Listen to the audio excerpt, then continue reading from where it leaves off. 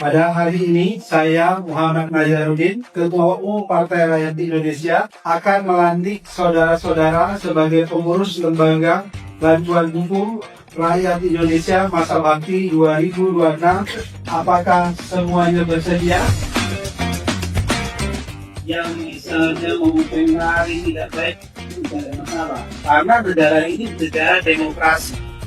Di negara demokrasi, siapapun boleh mengkritik, tapi di batas normal-normal yang wajar.